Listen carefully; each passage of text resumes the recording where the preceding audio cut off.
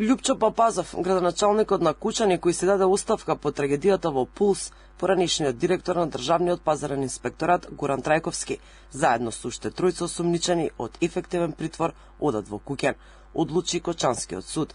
Одлуката следи по барање на обвинителството, кое смитајќи дека веќе ги обезбедило доказите и ги има сослушано сведоците, овие осумничени може да чекаат судење и со полесна мерка. Од задрешетки излази еден член на обезбедувањето. Од првичните 24 осумничени кои беа испратени во притвор, на 10 тој им е заменет со Куќан. Што се однесува до 19 ново осумничени, 4 се задрешетки, меѓу кои и актуелниот министер Шабан Салиу. Од 19 осумничени за 4 беше предложена мерка притвор која со решение на судијата на претходна постапка беше определена спрема истите.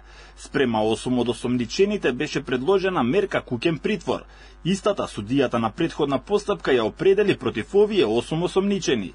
Спрема 7 осумничени беа предложени мерки на предпазливост и истите со решение на претходна постапка се изречени. Во куќен притвор се и претходниците на Папазов, Радко Димитриевски и Николчо Илиев, како и екс-министрите за економија Валјан Сарачини и Беким Незири. Задрешетки останува поранишниот министр за економија Крешник Бектеши, кому притворот му е продолжен за уште 30 дена.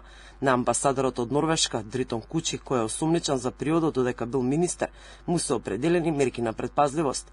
Пензионираниот полициски службеник кој во последната акција на апсење не беше пронајден, утрово самиот се пријавил во полициска станица.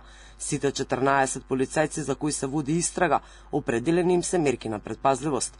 Половина од осумничените полицајци се пензионери и се истражуваат за постапки и документи од 2012 до 2023 година. До сега осумничени се 47 луѓе и 3 правни лица. Истовремено, засебна постапка се води и против 14 полициски службеници.